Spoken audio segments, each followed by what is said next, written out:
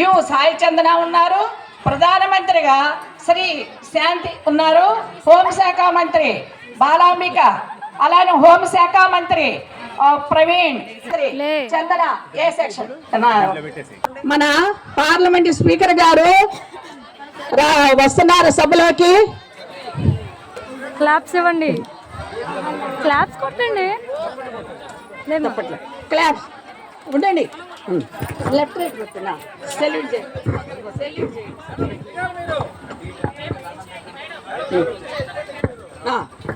చందన ఈ పేపర్ తీసుకోరా, నువ్వు రాసిన. Please be seated. అందరికీ నమస్కారం. గౌరవ సభ్యులందరికీ శీతాకాలపు సమావేశానికి స్వాగతం. ఈ సమావేశ కాలాన్ని ప్రజల ప్రయోజనాలను ఉద్దేశించి వారికి ఉపయోగపడే అంశాలను చర్చించే విధంగా మన సమయాన్ని సద్వినియోగం చేసుకున్నాం. ముందుగా ప్రార్థనా గీతంతో సభను ప్రారంభిద్దాం.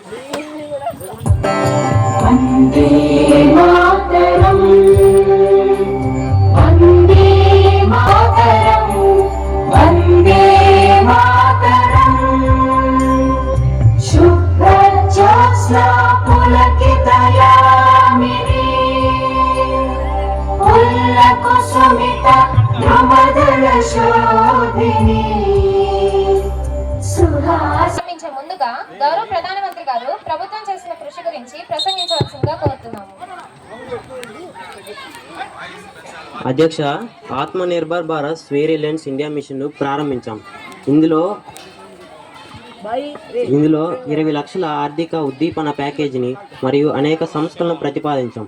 ఇందులో గల ముఖ్యమైన అంశాలు 5: ఆర్థిక వ్యవస్థ, మౌలిక సదుపాయం, వ్యవస్థలు, సాంకేతికత, జనాభా శాస్త్రం, డిమాండ్ సరఫరా. అధ్యక్ష, మన్ కీ బాత్ కార్యక్రమం ద్వారా దేశ నలుమూల నుండి వచ్చిన ప్రజలతో మమేకమై ఆయా ప్రాంతాల సమస్యలకు పరిష్కార మార్గాలను ఇచ్చాము.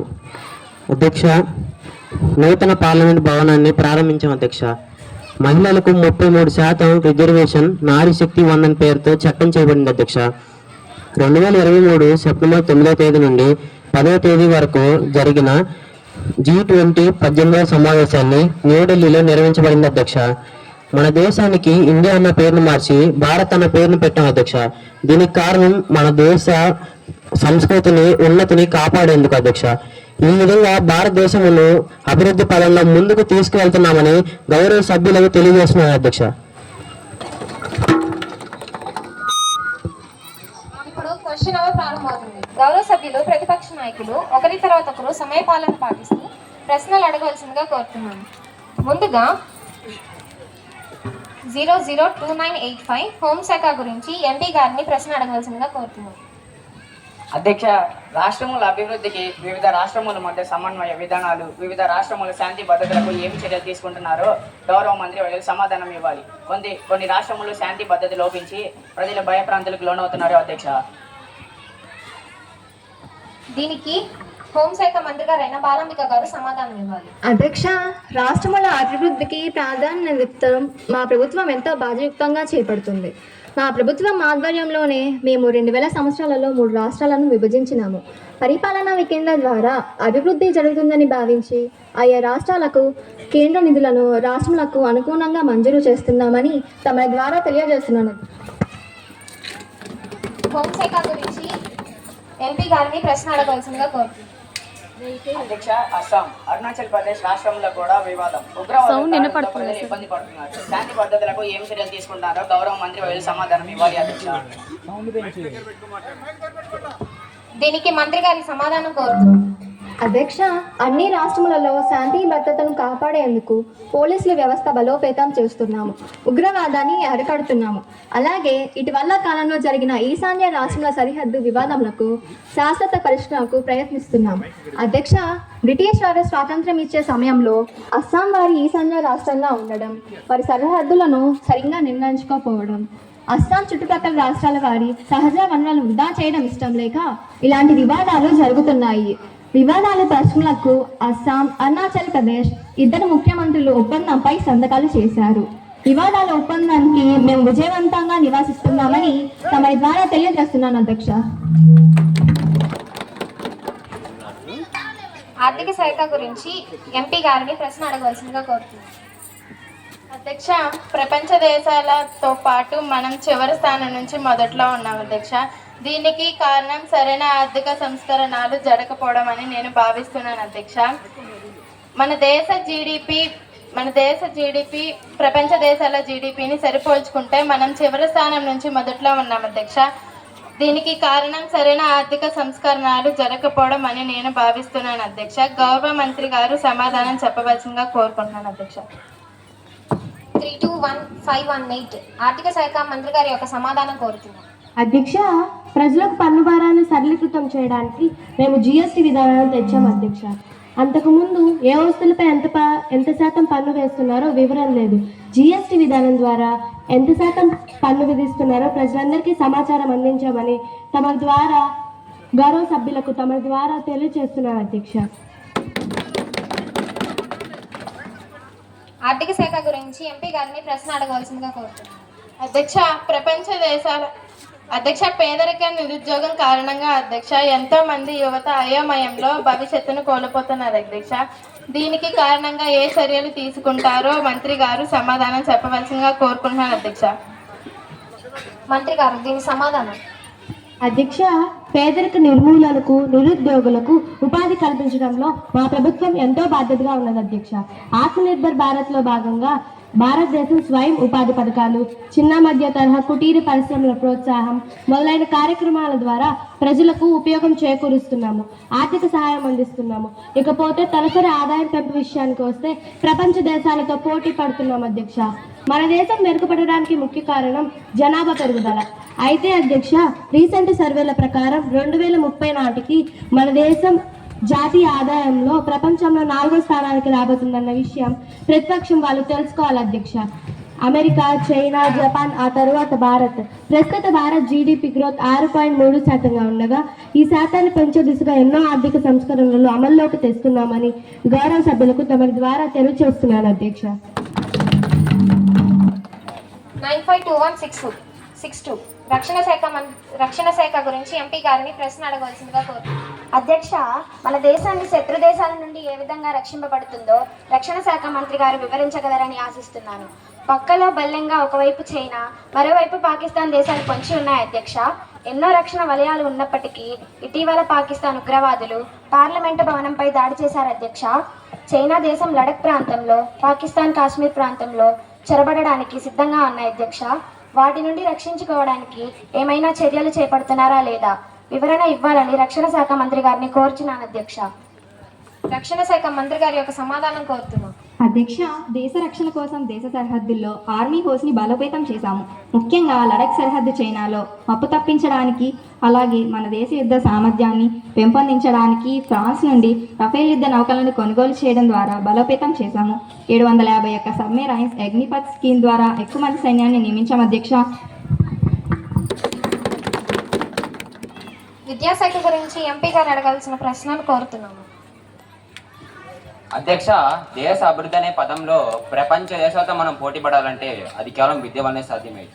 మరి విద్యా అభివృద్ధి, విద్యా కార్యక్రమాలు చేయుచున్నారేమో విద్యాశాఖ మంత్రిని తమ ద్వారా కోరుకున్నారు అధ్యక్ష. విద్యాశాఖ మంత్రి గారి యొక్క సమాధానం కోరుతున్నాం. అధ్యక్ష, ప్రతిపక్షం వారికి ఎలాంటి దిగులు, విచారణ, సందేహాలు ఏమీ అవసరం లేవు.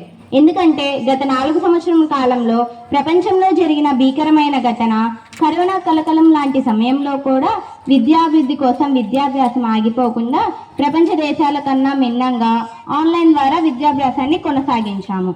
లెర్నింగ్ లాస్ను తగ్గించేందుకు గాను సిలబస్ను తగ్గించి ఆయా విద్యా సంవత్సరాన్ని పూర్తి చేస్తున్నాం. ఉదాహరణకు creating some extra classes in Karnataka, Assam మొదలైనవి. గత సంవత్సరంలో ఏదైనా నష్టం జరిగి ఉంటే దానిని భర్తీ చేయడం కోసం క్వాలిటీ ఎడ్యుకేషన్ని ప్రవేశపెడుతున్నాం.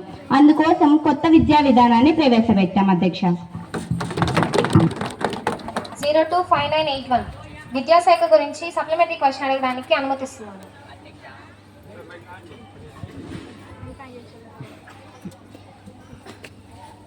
అధ్యక్ష, పేద విద్యార్థులకు బాలిక విద్యను ప్రోత్సహించడం ద్వారా వారిలో విశ్వాసాన్ని, పెంపొందించేందుకు వారి అభివృద్ధికి ప్రభుత్వం ఏమి చర్యలు తీసుకుంటుందో గౌరవ విద్యాశాఖ మంత్రి గారు సమాధానం ఇవ్వాలి అధ్యక్ష. దీనిపై విద్యాశాఖ మంత్రి గారి యొక్క సమాధానం కోరుతున్నాను. అధ్యక్ష, మా ప్రభుత్వం పేదల ప్రభుత్వం, అలానే ఆడపిల్లలకు వారి వికాసానికి ఎంతో ప్రాధాన్యత ఇచ్చే ప్రభుత్వం. అధ్యక్ష, అందుకు మా ప్రభుత్వం అనేక నూతన పథకాలను ప్రవేశపెట్టి వారిని ప్రోత్సహిస్తున్నాము. విద్యాశక్తి స్కీమ్ ఈ పథకం ద్వారా ప్రతి విద్యార్థి high school to higher education పూర్తి ఉచితంగా పొందవచ్చు. బేటీ బచావో బేటీ పడావో, విద్యా scheme for girls, Sukanya Samriddhi Yojana ఇలాంటి ఎన్నో పథకాలను ప్రవేశపెట్టి వారిని ప్రోత్సహిస్తున్నాము. 6వ తరగతిలో చేరిన ప్రతి విద్యార్థికి 10,000 SBIలో ఫిక్స్డ్ డిపాజిట్ చేయబడుతుంది. ఎవరైతే 12వ తరగతి వరకు చదువు పూర్తి చేసి ఉంటారో వారికి ఆ ఫిక్స్డ్ డిపాజిట్లో నగదు ఇవ్వబడుతున్నవి అధ్యక్ష.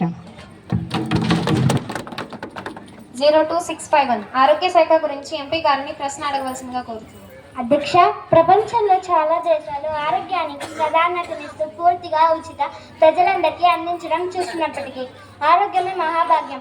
ఏ దేశంలో ప్రజలు ఆరోగ్యంగా ఉంటారో ఆ దేశం అభివృద్ధి సాధిస్తుంది. మరి మన ఆరోగ్య శాఖ మంత్రి గారు వివరించాలి. మన దేశంలో పూర్తి ఉచిత ప్రజలందరికీ అందుతుందా అని, అందులో పేద ప్రజలకు అది అందని ద్రాక్ష కనిపిస్తుంది అధ్యక్ష. ఆరోగ్య శాఖ మంత్రి గారి యొక్క వివరణ కోరుతున్నాం. అధ్యక్ష, ప్రతిపక్ష వారికి దేశ అభివృద్ధి, దేశ ప్రజల ఆరోగ్యం మీద ఎంత ఆపేక్షో దీనికి చాలా సంతోషం. వారు బాధపడుతున్న విధంగా ఇక్కడ ప్రజలకు అన్యాయం జరగట్లేదు అధ్యక్ష. గత ప్రభుత్వంతో పోల్చుకుంటే ఎంతో మెరుగైన ఆరోగ్య పథకాలు నిర్వహించబడ్డాయి. మా ప్రభుత్వం వారికి నిదర్శనం. కరోనా కాలం గుర్తు తెచ్చుకోవాల్సిందిగా ప్రతిపక్ష వారిని కోరుకుంటున్నాను. కరోనాని ఎంతో సమర్థవంతంగా ప్రజలకు ఎలాంటి ఇబ్బంది కలగకుండా లాక్డౌన్లు పెట్టి వ్యాక్సిన్ల ద్వారా నిర్మూలించగలిగాం. ఆరోగ్య శాఖ గురించి ఎంపీ గారిని ప్రశ్న కోరుతున్నాను. అధ్యక్ష, ప్రభుత్వ ఆసుపత్రులతో పాటు కార్పొరేట్ ఆసుపత్రులు కూడా పుట్టుకు రావడం, దీనిని ఏమైనా అరికట్టే అంశాలు, ప్రజలకు ఉపయోగపడే పథకాలు ఏమైనా ప్రభుత్వం చేపడుతుందా అని నేను అడుగుతున్నాను అధ్యక్ష. దీనికి మంత్రి గారి సమాధానం కోరుతున్నాను.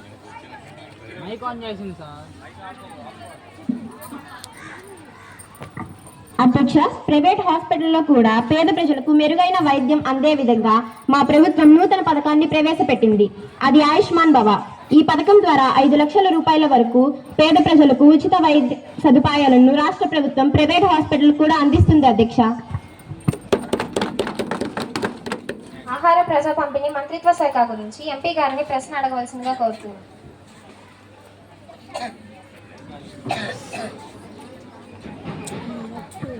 అధ్యక్ష, ప్రజలందరికీ అన్ని సమయాల్లో తగినంత సురక్షితమైన మరియు పోషకాహారం అందించడం కోసం తక్కువ ఆదాయ వర్గం వారు అభద్రతకు గురి కాకుండా పేదరికం నుండి బయటపడడానికి ప్రభుత్వం వారి గురించి ఏమైనా చర్యలు తీసుకుంటుందా లేదా అధ్యక్ష వివరించవలసినదిగా గౌరవ మంత్రి వర్యులను కోరడమైనది అధ్యక్ష. ఆహార ప్రజా పంపిణీ మంత్రిత్వ శాఖ మంత్రి గారి యొక్క సమాధానం కోరుతున్నాం. అధ్యక్ష, ప్రజల కనీస అవసరాలలో ప్రముఖమైన ఆహార భద్రత గురించి మా ప్రభుత్వం తగిన చర్యలు తీసుకుంటుందని ప్రతిపక్షం వారు గమనించగలరు అధ్యక్ష. దానికి నిదర్శనంగా మేము తక్కువ ఆదాయం ఉన్న వారికి పబ్లిక్ డిస్ట్రిబ్యూషన్ సిస్టమ్ ద్వారా రేషన్ అందించడం జరుగుతుంది. గ్రామీణ జనాభాలో 75% మంది ప్రయోజనం పొందుతున్నారు అధ్యక్ష. జాతీయ ఆహార భద్రత చట్టం ద్వారా గర్భిణీ మరియు పాలిచ్చే స్త్రీలకు సమీకృత శిశు అభివృద్ధి సేవలు, మధ్యాహ్న భోజన పథకం ద్వారా పిల్లలు ద్రవ్య మరియు పోషక ఆహారం అందించడం తప్పనిసరి చేయబడింది అధ్యక్ష. 09521 ఆహార ప్రజా పంపిణీ మంత్రిత్వ శాఖ గురించి ప్రశ్న అడగవలసిందిగా కోరుతున్నాను. అధ్యక్ష, ఆహార భద్రత పెరుగుతుంది. మన దేశంలో 74% మంది ఆరోగ్యకరమైన ఆహారం పొందలేకపోతున్నారు. 16% మంది పౌష్టికాహార లోపంతో బాధపడుతున్నారు. దీనికి సమాధానం ఇవ్వవలసినదిగా గౌరవ మంత్రి వర్యులను కోరడమైనది అధ్యక్ష. మంత్రి గారి సమాధానం కోరుతున్నారు. అధ్యక్ష, వాతావరణ ప్రతికూల పరిస్థితులలోనూ ఆహార ధాన్యాల దిగుబడి తగ్గినప్పటికీ పంపిణీ సులభతరం చేయడానికి భారత్ ఆహార సంస్థ ద్వారా మార్కెట్ ధర కంటే ఎక్కువ ధరకు రైతుల నుండి ఆహార ధాన్యాల సేకరణ బాధ్యతను సమర్థవంతంగా నిర్వహిస్తుందని అధ్యక్ష ఈ సందర్భంగా తెలియజేస్తున్నాను అధ్యక్ష. 02651 వ్యవసాయ శాఖ గురించి ఎంపీ గారిని ప్రశ్న అడగవలసిందిగా కోరుతున్నాను. అధ్యక్ష, మన దేశంలో సగం మందికి పైగా వ్యవసాయం మీద ఆధారపడి జీవిస్తున్నారు. ప్రాచీన కాలం నుండి కూడా మన భారతదేశం వ్యవసాయానికి పెట్టింది పేరు. అలాంటి మన దేశంలో గత కొద్ది కాలంగా రైతన్నల ఆత్మహత్యలు ఎక్కువ అవ్వడానికి ప్రభుత్వ వైఫల్యం కాదా అని నేను గౌరవ వ్యవసాయ శాఖ మంత్రి గారిని అడుగుతున్నాను. దీనికి వారు ఏం సమాధానం చెబుతారు? మంత్రి గారి సమాధానం కోరుతున్నాను. అధ్యక్ష, మా ప్రభుత్వం మొదటగా వ్యవసాయానికి ప్రాధాన్యం ఇవ్వడం జరిగింది. ఎన్నడూ లేని విధంగా రైతులకు ఎన్నో ప్రత్యేక చట్టాలను తెచ్చాము. ఆ చట్టాలు తప్పక రైతులకు మేలు చేసే విధంగా ఉంటాయి. దేశంలో ఎక్కడైతే నీటిపారుదల వసతులు లేవో ఆ దేశాలను ఆ ప్రాంతాన్ని కరువు ప్రాంతాలుగా గుర్తించి అక్కడి రైతులకు చాలా పథకాలు అమలు చేయడం జరిగింది. ఎరువులు, పురుగు మందులు, విత్తనాలు మొదలైనవి సబ్సిడీ ధరలకు అందించడం జరుగుతుంది. రైతులు ఇబ్బంది పడకుండా రైతులకు రుణాలు తక్కువ వడ్డీ రేటుకు ఇవ్వడం జరుగుతుంది. అధ్యక్ష, వ్యవసాయ శాఖ గురించి ఎంపీ గారిని ప్రశ్న అడగవలసిందిగా కోరుతున్నాను. అధ్యక్ష, దేశానికి అన్నదాతలుగా ఉన్న వారు వారి కుటుంబాలను పోషించుకోలేని దుస్థితిలో జీవిస్తున్నారు. కారణం రైతులు పండించిన పంటలకు సరైన మద్దతు ధర లేకపోవడం, వారి స్వేచ్ఛ వాణిజ్య హక్కు లేకపోవడం. కొత్త వ్యవసాయ చట్టాలను ప్రవేశపెట్టారు. అవి రైతన్నలకు ఏమాత్రం ఉపయోగపడేవి కావని నిరూపించడమైనది. దీనికి సమాధానం ఇవ్వవలసిందిగా గౌరవ మంత్రి వర్కులను కోరుచున్నాను. మంత్రి గారి వివరణ కోరుతున్నాం. ప్రధానమంత్రి ఫసల్ బీమా యోజన. అధ్యక్ష, ఈ పథకం ద్వారా పంటకు బీమా రక్షణ కల్పించడం. అది ఆహార పంటలైన, నగదు పంటలైన. ఖరీఫ్ సీజన్ 2%, రబీ సీజన్ 15% రాష్ట్ర ప్రభుత్వం ప్రైవేట్ అసంఘటితులకు కూడా అందించడం జరుగుతుంది. పరం ప్రగత్ కృషి వికాస్ యోజన. ఈ పథకం ప్రకారం సేంద్రియ వ్యవసాయ ప్రోత్సాహం. ప్రధానమంత్రి కిసాన్ సమాన్ నిధి పథకం. ఈ పథకం ద్వారా రైతులకు ఆర్థిక సహాయం, పంట ప్రారంభంలో విత్తనాలు, ఎరువులు మొదలైన ఇవ్వడం జరుగుతుంది. అధ్యక్ష, 5289 గ్రామీణ అభివృద్ధి మరియు పంచాయతీ శాఖ గురించి ఎంపీ గారిని ప్రశ్న అడగవలసిందిగా కోరుతున్నాను.